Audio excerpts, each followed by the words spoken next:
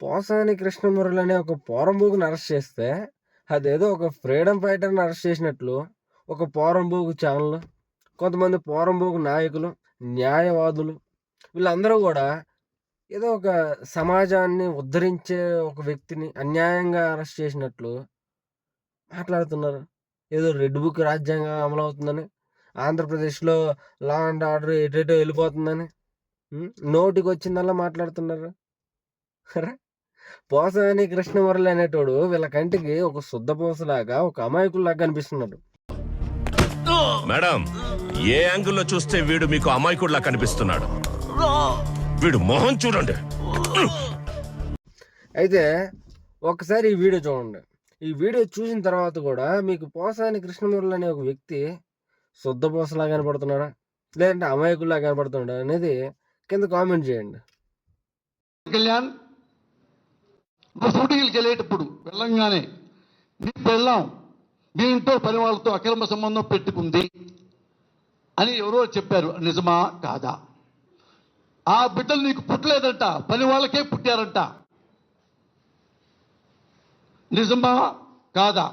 Psycho గాడికి తెలియ చెప్తున్నా, పవన్ కళ్యాణ్ సైకో వెధవకి చెప్తున్నా, ఒరే సైకో వెధవా, నీకు ఒక ఆడపిల్ల ఉంది, ఆ పిల్ల పెద్దదవుతుంది, గుర్తు పెట్టుకొని వెనక బతికే ఉంటాను, రక్త కన్నీరు పెట్టుకుంటావు, దరిద్రపు నా కొడక.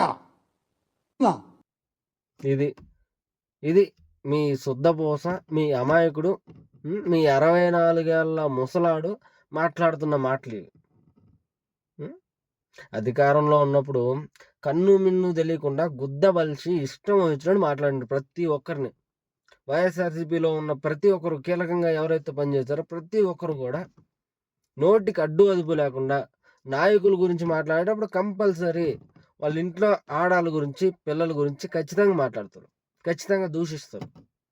దానికి కారణం ఇదంతా.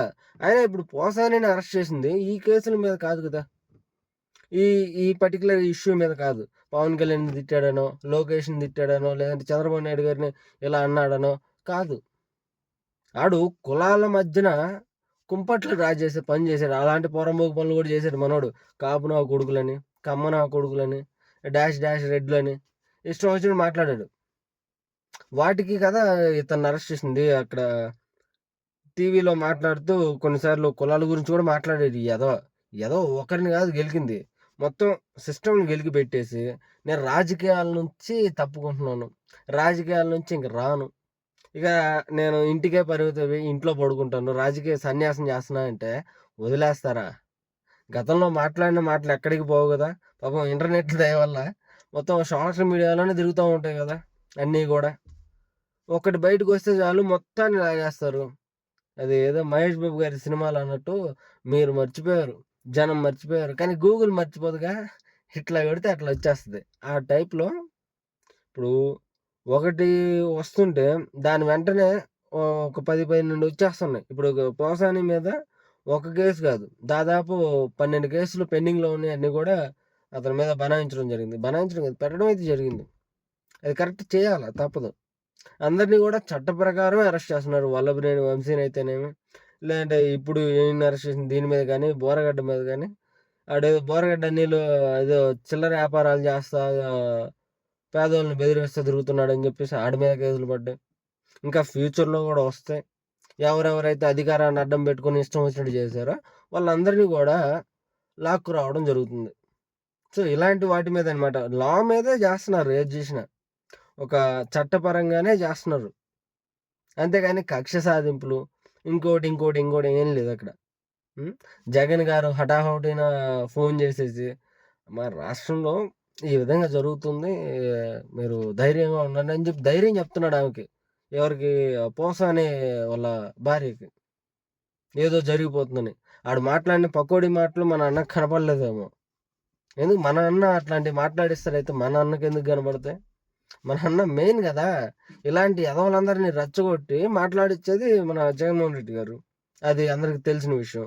అంతమంది కొడాలి నాని సభలో, ఈ అసెంబ్లీలో చంద్రబాబు నాయుడు గారిని అట్లా ఇట్లా అని మాట్లాడుతుంటే, అతనున్న స్టేజ్ మీద కానీ, అసెంబ్లీలో కానీ ఒక్క మాట కూడా ఏ నాని అట్లా పద్ధతి కాదు, మాట్లాడొద్దు అని చెప్పి వల్లభనేని వంశీని కానీ లేకపోతే పేర్ని నాని కానీ జోగి రమేష్ని కానీ ఏ రోజన్నా ఒక మాట అన్న పాపాన పోయాడా?